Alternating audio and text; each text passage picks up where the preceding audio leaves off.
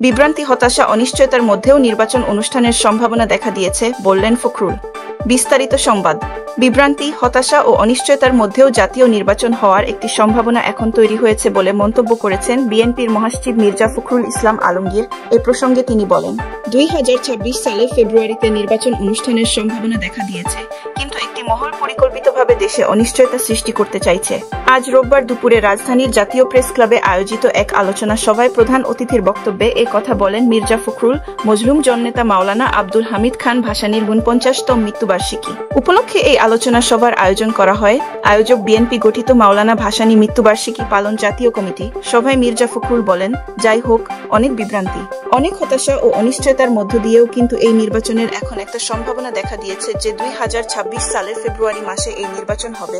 এখানে কিছু গোষ্ঠী, কিছু মহল আজ পরিকল্পিতভাবে বাংলাদেশে একটা অনিশ্চয়তা সৃষ্টি করতে চায়। তারা বিভিন্ন রকম দাবি তুলে নির্বাচনকে ব্যাহত, বন্ধ, বিলম্বিত করতে চায়। কিন্তু এই দেশের মানুষের এখন সবচেয়ে বড় প্রয়োজন হলো একটা নির্বাচিত সরকার, যার পেছনে জনগণ থাকবে। কাল বিলম্ব না করে নির্বাচন প্রক্রিয়াকে সমর্থন জানিয়ে জনপ্রতিনিধি নির্বাচিত করার সুযোগ সৃষ্টি করে দেওয়ার জন্য রাজনৈতিক দলগুলোর প্রতি আহ্বান জানান মির্জা ফখরুল। দেশের অর্থনীতির অবস্থা দিন দিন খারাপ হচ্ছে বলে মন্তব্য করেন বিএনপির মহাসচিব।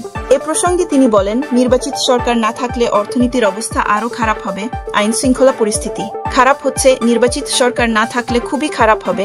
মির্জা ফখরুল বলেন, আগামীকাল সোমবার ফ্যাসিস্ট হাসিনার গণহত্যার রায়কে কেন্দ্র করে একটা মহল দেশে নৈরাজ্য সৃষ্টি করার জন্য পায়তারা করছে। রাজনৈতিক বিভাজন ও অস্থিরতার সুযোগে একটি গোষ্ঠী দেশে নৈরাজ্য তৈরি করতে পারে বলে মন্তব্য করেন মির্জা ফখরুল। তিনি বলেন, তাই নির্বাচনের বিষয়ে সব রাজনৈতিক দলের দায়িত্বশীল আচরণ জরুরি।